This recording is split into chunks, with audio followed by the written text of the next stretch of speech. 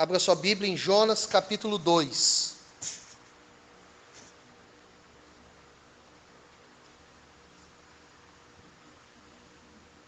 Todo mundo achou Jonas capítulo 2? Jonas 2. E lá diz assim: dentro do peixe, Jonas orou ao Senhor, o seu Deus, e disse: em meu desespero clamei ao Senhor, e ele me respondeu. Do ventre da morte gritei por socorro, e ouviste o meu clamor. Jogaste-me nas profundezas, no coração dos mares. Correntezas formavam um turbilhão ao meu redor. Todas as tuas ondas e vagas passaram sobre mim.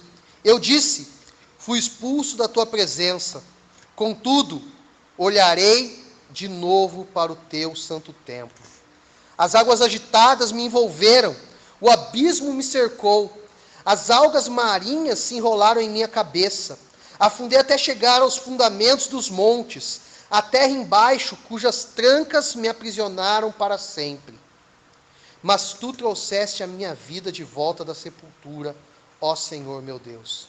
Quando a minha vida já se apagava, eu me lembrei de ti, Senhor, e a minha oração subiu até ti, ao teu santo templo. Aqueles que acreditam em ídolos inúteis desprezam a misericórdia, mas eu, com um cântico de gratidão, oferecerei sacrifício a ti. O que eu prometi, cumprirei totalmente. A salvação vem do Senhor. E o Senhor deu ordens ao grande peixe, e ele vomitou Jonas em terra firme. Amém? Vamos orar mais uma vez? Deus, nós lemos a tua palavra e nós queremos compartilhar ela, Pai.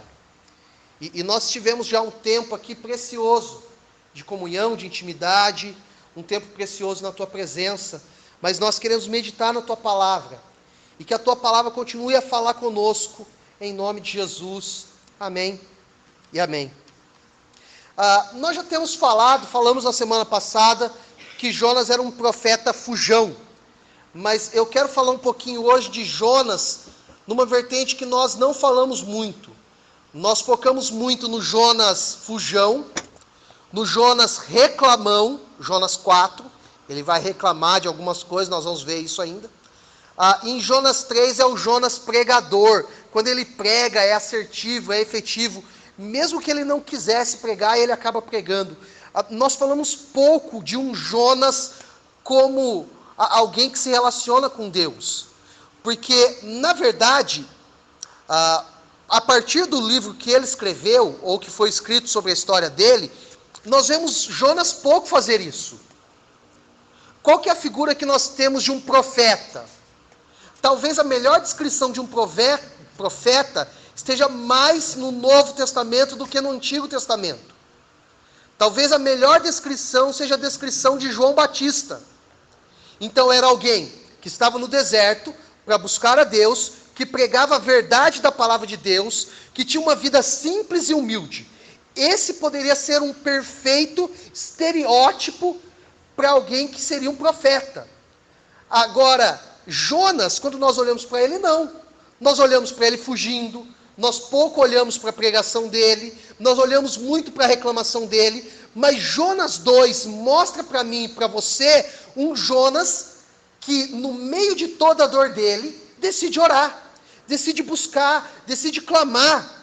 Só que antes de nós falarmos desse Jonas espiritual, nós precisamos falar um pouquinho daquilo que Deus começa a fazer e a operar na vida dele.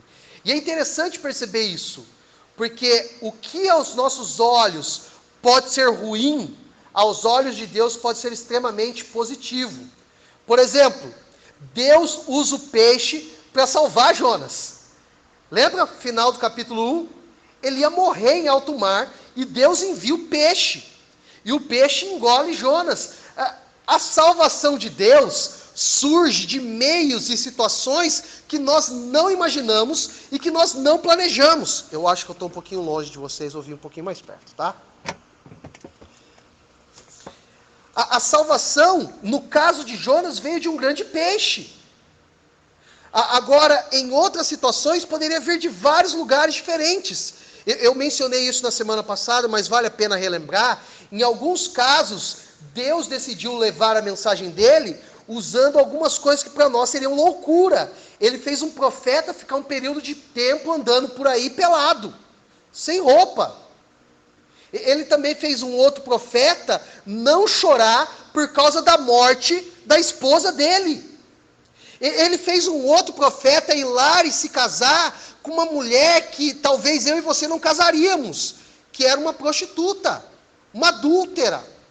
Deus proclama e ensina a salvação de situações que nós nem imaginamos. E é isso que ele está fazendo por meio da história de Jonas. Jonas é um protótipo da salvação de Deus. E é interessante a gente perceber isso, porque é esse capítulo 2 que Jesus usa, quando ele se refere a Jonas. Lembra? Nós já mencionamos isso semana passada. Mas quando Jesus fala, é esse episódio aqui. Assim como Jonas ficou 3 dias e 3 noites na barriga do peixe, convém que o Filho do Homem cumpra o plano de Deus. É esse o arquétipo, é essa a alusão que Jesus faz, é isso que ele está amarrando aqui. Então, olha que interessante, esse peixe, esse capítulo 2, já estava apontando para a redenção que há em Jesus, para a salvação que há em Jesus. Então não tem como nós começarmos a ler Jonas 2 e não lembrarmos que a salvação vem de Deus para mim e para você, por meios pelos quais nós não imaginamos, e nem o povo de Israel imaginava. O povo de Israel pensava que Jesus viria e que seria um rei político, que ia libertar eles da opressão do povo romano, e que ia levar eles para vitórias inimagináveis num poderio militar, que ele ia acabar com a fome, que ele ia acabar com a sede, que ele ia acabar com o sem teta. Sem teto é ótimo, né? Sem teto. Ainda bem que não saiu outra palavra aqui, né? Graças a Deus. Mas o importante é nós entendermos que essa salvação veio. A salvação para mim e para você veio por um meio que lá em Coríntios diz que foi loucura para um, escândalo para outro, mas para nós era uma vitória. Cruz de Cristo. Então, se você está aqui, é porque Deus planejou a sua história e a sua salvação. E essa salvação planejada, arquitetada, Ele coloca em execução. Mas é interessante perceber ainda que Deus usa milagres para evidenciar os planos dele. Para mim e para você talvez soe um pouco estranho isso, né? Nós não ficamos vendo milagres à torta e à direita, mas é importante frisar alguns detalhes. Primeiro, Igreja Presbiteriana acredita em milagres? Sim. Segundo, Deus continua realizando milagres nos dias de hoje? Sim. Terceiro, o maior milagre que você tem que acreditar é o milagre da obra de Jesus Cristo. Ponto final. Ponto final. Porém, é interessante que o que acontece com Jonas é um milagre. É o peixe certo, no tempo certo, e que preserva a vida do Jonas, do profeta. Vocês já pensaram que se fosse um tubarão? Acabou, Jonas. Acabou. Esquece. Algumas pessoas falam que era uma baleia, né? E contam para as crianças como baleia. O texto, como vocês viram, só fala de um peixe. Não fala se era uma baleia. Mas a maior baleia que tem, o trato digestivo da baleia não caberia um ser humano. Então ela teria que mastigar muito Jonas para poder comer Jonas, tá? Então, o peixe que está ali não é uma baleia, não era o tubarão, então era o peixe certo, na hora certa, no local certo. Você está percebendo a convergência de pontos para um milagre acontecer? Deus faz isso no tempo certo, no momento certo, com a situação certa, e leva Jonas para o destino certo. É milagre. É milagre. Vocês já pararam para pensar algumas coisas que aconteceram na sua vida? Eu acho interessante, né? Eu vou falar do meu casamento. Eu conheci a Josi na Sinter.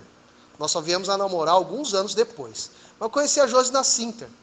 E a Josi só trabalhou na Sinter porque uma das duas irmãs abriu mão da vaga, que foi a Vaninha que está ali.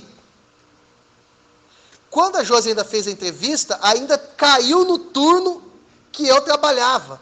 E na empresa, no espaço dentro da empresa que eu trabalhava. Senão nós não teríamos nos conhecido.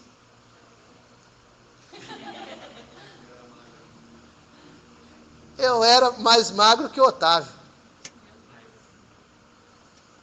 Quantos quilos você tem, Otávio?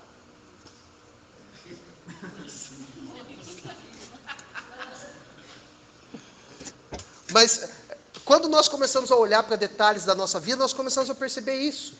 E aí tem mais um detalhe. A nossa salvação também é assim. Você já parou para pensar por que você nasceu na família que você nasceu? Você nasceu nessa família. E essa família te trouxe para a igreja, não trouxe? Ou a maioria de nós tem sido trazido, né, para a igreja. Ou por que você teve amizade exatamente com essa pessoa que te trouxe aqui para a igreja? Ou no caso da Lívia, por que foi namorar justamente esse menino que trouxe para a igreja? Agora fala também. Tudo isso são as formas de Deus agir e trabalhar que nós não entendemos. E nós pensamos assim, eu nasci num lar evangélico, então Deus não fez nada. Claro que fez. Te colocou exatamente no lugar propício para você ouvir a palavra de salvação e para você fazer parte da mesma aliança que os seus pais fazem e assim viver a partir disso. Então, há algumas conjunturas que foram sendo trabalhadas, na qual eu e você não controlamos, mas Deus controla. E tudo isso nós podemos chamar de pequenos milagres. A nossa vida começa como um pequeno milagre. E assim por diante, né? E assim por diante. Mas depois de olhar um pouquinho para Deus, eu preciso olhar para Jonas, para Deus, depois para Jonas de novo e depois para Deus, tá bom? Então eu vou tentar ir bem rapidinho aqui. Olha só, Deus fez o milagre, não fez? Só que como que Jonas está observando esse milagre? Versículo 2, meu desespero, nas profundezas, no coração dos mares, correntezas formavam um turbilhão. Versículo 4, eu fui expulso da tua presença. Versículo 5, as águas agitadas me envolveram. Versículo 6, afundei até chegar aos fundamentos dos montes. Mas daí continua. Olha só o versículo 7, quando a minha vida já se apagava. O que é tudo isso? Jonas está angustiado. Jonas está aflito. E cada uma dessas expressões vai mostrando para mim e para você que a situação que ele estava passando não era das melhores situações. Você tem que pensar que ele foi engolido por um peixe. Todo peixe tem um sistema digestivo. E todo sistema digestivo, quando tem alimento lá, ele começa a trabalhar.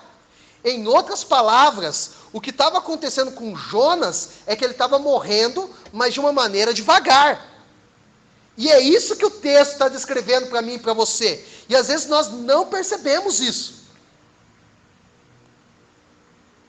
Quando Jonas sai do peixe, fisicamente ele tinha provavelmente marcas que ele levaria para o resto da vida dele. No mínimo psicológicas, tá? Você imagina uma experiência dessa, você ficar dentro do peixe 3 dias, 3 noites. Imagina. O que não passou no coração e na mente dele? Às vezes nós passamos por coisas menores e marcam a nossa vida. Marcam a nossa vida. É exatamente assim que ele estava. Agora, nós também passamos por coisas maiores que nos fazem sentir exatamente assim. Exatamente assim. No fundo do poço, no mais profundo abismo. Como se Deus tivesse nos abandonado. É interessante que é nessa hora que Jonas ora. Em nenhum outro capítulo do profeta Jonas ele vai orar. Ele só ora nesse momento. Nesse momento. E a oração dele é egoísta, narcisista, antropocêntrico, ele só ora por ele. Se você lembra da semana passada, a mensagem da semana passada, ele ainda tinha uma missão: pregar ao povo de Nínive. Em algum momento ele ora por Nínive? Não. Ele só ora porque ele estava morrendo. Ele só estava orando por ele. E é interessante, e eu preciso falar isso para você e para mim, às vezes a nossa oração é exatamente assim. Nós só oramos por nós mesmos. Então, mesmo que Jonas seja espiritual aqui, é um espiritual extremamente egoísta. Extremamente egoísta. Ele só está pensando nele. É aquele louvor antigo que eu sei que muitos já cantaram. Eu quero é Deus. Mas é só ele. Para os outros não. Não importa o que vão pensar de mim, eu quero é Deus. Mas é só para ele. Para os outros não. Perceba que viver assim é negligenciar uma vida comunitária que Deus preparou para mim e para você. O que eu estou querendo dizer é o seguinte: quando você for colocar a sua cabeça no travesseiro e for orar por alguém, lembra dessa galera que está aqui, ó. Lembra dessa turma que está aqui. Lembra daqueles que estão perdidos lá, a Nínive, que nós precisamos pregar o Evangelho. Lembra dos outros também, não ora só por você não. Não ora só pela sua casa, não ora só pelos seus familiares, ora por outros. O que nós fizemos no começo do culto aqui é pedagógico. Eu quero ensinar você a orar por outros. Claro que eu quero que você ore diante de Deus e apresente seu coração, mas eu também quero que você ore por outros. Que você se preocupe com outros, que você pense no outro. E é interessante, porque Jonas ora de uma maneira egoísta, na angústia dele, na luta dele, na dor dele, no desespero dele, mas Deus sempre ouve as nossas orações. Deus ouviu a oração. Olha que interessante, ele vai a todo momento lembrando: o Senhor me trouxe de volta da sepultura, eu me lembrei de ti, a minha oração subiu até ti. O versículo 8, aqueles que acreditam em ídolos inúteis, desprezam a misericórdia é uma ação de Deus, e vai mostrando, olha só, ele termina o versículo 9, a salvação vem do Senhor. Daí vem a resposta de Deus: e o Senhor deu ordens ao peixe, e ele vomitou Jonas em terra firme. O que é isso? É a resposta da oração. Deus responde até mesmo as nossas orações egoístas. No caso de Jonas, respondeu às orações egoístas dele, né? Às vezes as nossas ele não responde, porque ele sabe o que é melhor para nós, né? Mas ele responde, ele ouve, ele está atento a mim e a você. Ele está atento. Quando nós começamos a orar, a falar, ele começa a responder, ele começa a ouvir, posteriormente a responder. E quando ele responde, é uma resposta boa aos nossos corações. Boa aos nossos corações. Quando nós estamos aflitos e oramos, ele nos tira da nossa aflição e nos coloca num lugar bom, e num lugar que nós podemos andar. Jonas estava no mais profundo abismo. O peixe subiu, encostou na beira da praia, vomitou Jonas. E Jonas pôde ficar num lugar firme, sólido, para viver a vida dele. É exatamente assim que ele faz conosco. Talvez você esteja com o seu coração amargurado, angustiado. Ore ao Senhor. Talvez você esteja com o coração assim duro. Ore ao Senhor. Talvez você esteja aqui cheio de problemas pessoais, problemas familiares, problemas a respeito do seu futuro. Ore, clame, busque, porque Ele pode responder você. E Ele vai responder você.